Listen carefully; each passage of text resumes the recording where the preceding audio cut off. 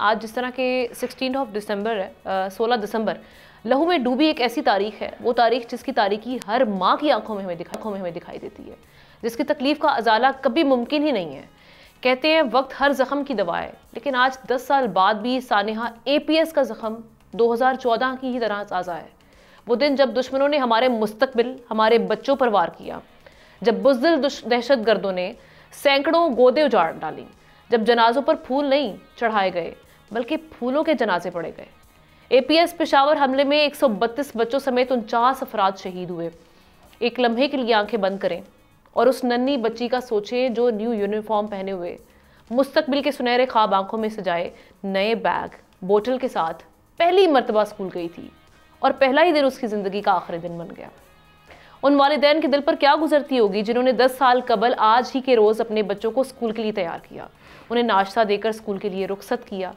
उन्हें मालूम ही नहीं था कि ये उनके लाडलों का आखिरी नाश्ता होगा।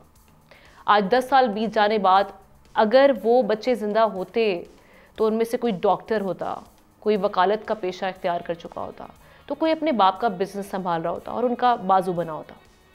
सानिहा APS के बाद हमारी सिक्योरिटी फोर्सेस ने दुश्मन के दांत खट्टे किए, दहशतगर्दी का नासूर जड़ से ख़त्म करने के अज़म का इजहार किया। सानिहा आर्मी पब्लिक स्कूल के बाद नेशनल एक्शन प्लान बनाया गया और कबायली इलाकों से दहशतगर्दी का खात्मा किया गया। सानिहा आर्मी पब्लिक स्कूल के नतीजे में जहां मुल्क से दहशतगर्दी का खात्मा, वहीं इल्म के जो दुश्मन हैं, वो अनासिर नापाक जो हम देख रहे हैं, जिनके इरादे हैं, वो भी खाक में मिल गए। अल्लाह करे कि हमें हमारी ज़िंदगियों में कभी ऐसा दर्दनाक जो मामलात हैं या जो इस तरह के हम देखते हैं कि कई घर जो हैं वो उजड़ जाते हैं, इस तरह का कभी देखने ना मिले। और अल्लाह ताला जो वालिदैन हैं इनको हौसला दे के अपनी रहती दुनिया तक, अपनी रहती ज़िंदगी तक इस वाक़े को बर्दाश्त करते रहें और इसके हवाले से जो उनको हौसला मिलता रहे। हमारी दुआएं उनके साथ हैं।